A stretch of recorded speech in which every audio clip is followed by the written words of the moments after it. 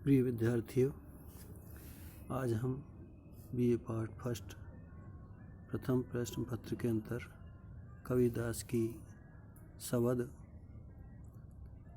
का व्याख्यांश भाग ले रहे हैं। यह संवाद भाग कबीरदास की उलटवासियाँ के नाम से चर्चित है, जिसका छंद है। एक अचंबो देखो रे भाई, ठाड़ा सिंह चरावे गाई।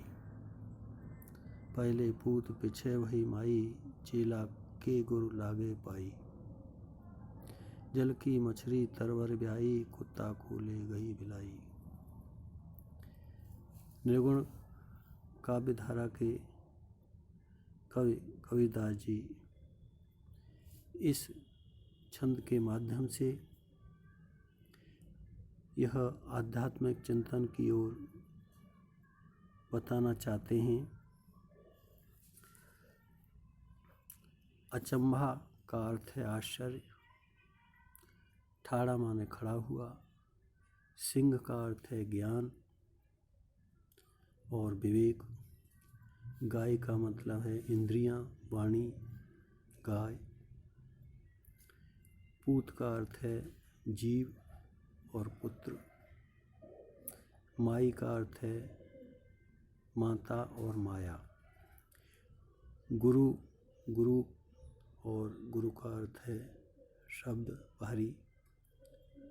चेला का अर्थ है शिष्य और जीवात्मा।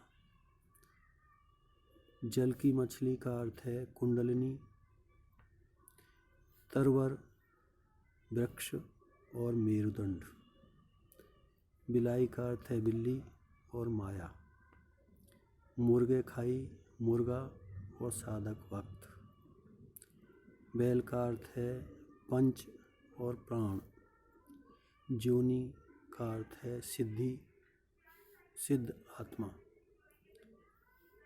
तलकर शाखा का अर्थ है नीचे शाखा और मूल जड़।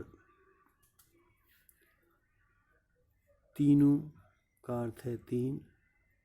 सूझे का अर्थ है समझना। इस प्रकार शब्दार्थ के माध्यम से हम आपको व्याख्या का अर्थ बताते हैं। इस छंद में कबीरदास जी कहते हैं, खे भाई, मैंने एक आश्चर्य देखा है। क्या आश्चर्य है? साधना के क्षेत्र में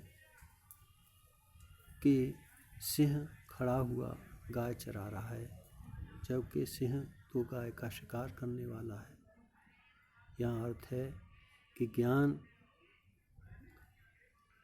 या आत्मा रूप से ही इंद्रियों अथवा कर्मों का संचालन करता है। पहले पुत्र पैदा हुआ, बाद में माता, अर्थात पहले ईश्वर के अंश जीव का विकास हुआ, उद्भव हुआ, फिर माया का विकास हुआ। गुरु शिष्य के चरण स्पर्श कर रहा है, उल्टा है यहाँ सामाजिक दृष्टि से, जबकि शिष्य करता है गुरु के चरण स्पर्श। चेला निष्ठावान साधक है। यहाँ पर उसने गुरु कृपा से ज्ञान को प्राप्त कर लिया है, पर ज्ञान की प्राप्ति के उपरांत भी वह माया के पीछे पीछे भाग रहा है और उसे अज्ञानतावश भटक रहा है। जल में रहने वाली मछली ने पेड़ पर चढ़कर बच्चे को जन्म दिया है।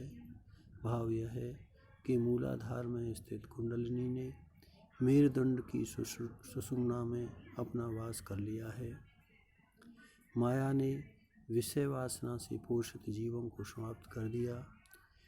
गुणी आत्मा तामसी वृत्तियों रूपी बैलों का नाश करके अपने वास्तविक स्थान शून्य महल में आ गई, एवं जो सांसारिकता में व विषय वासना में लिप्त कुत्ते के समान निष्कृष्ट जीव थे, उन्हें माया ने अपने बंधन में बांध लिया है। संसार रूपी वृक्ष की शाखाएं अधोमुखी और मूल ऊर्ध्वमुखी हैं। इस मूल स्थान ब्रह्मानंद पर विविध कामनाओं को तृप्त करने वाला फल अलख निरंजन रूपी फल है, प्राप्त होता है। कबीर यहाँ बताना चाहते हैं कि इस पद के अर्थ को जो भी हृदयंगम करेगा, जो भी इसको समझ सकेगा, उसको त्रिभुवन का, तीनों लोकों का ज्ञान सहज ही में प्राप्त हो जाएगा। कबीर इस माध्यम से संसार को आध्यात्मिक चिंतन का, आध्यात्मिक मार्ग का रास्ता बता रहे हैं। संसार का जो वृक्ष है वो अधोमुखी वृक्ष है। गीता में भी इस बात का उल्लेख हुआ है। यह छंद उलटवासी के रूप में, क्लिष्ट छंद के रूप में माना जाता है। भाषा सधोकड़ी है और इस छंद की व्याख्या आध्यात्मिक चिंतन की दृष्टि से बहुत महत्वपूर्ण है। धन्यवाद।